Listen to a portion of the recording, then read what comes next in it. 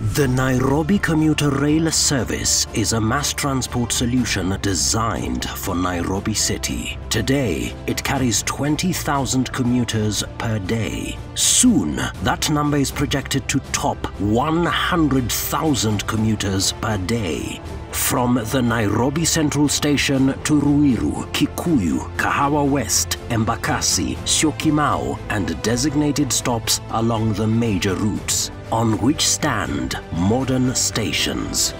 The Nairobi Commuter Rail Service is set for a major transformation which will greatly enhance service delivery to the daily commuter. Towards this objective, Kenya Railways has acquired diesel multiple units. What does this new development mean? It means higher speeds, hence shortened transit times, increased frequency of the commuter trains with hourly departures, more passengers transported, more comfort for commuters during the journey. With the railway network already upgraded and coaches rehabilitated and modernized, we are ready and committed to make your travel easier, safer, reliable, cost-effective and efficient.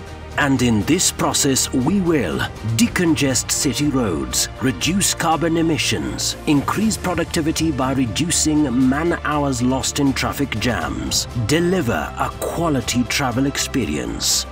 We are right on track.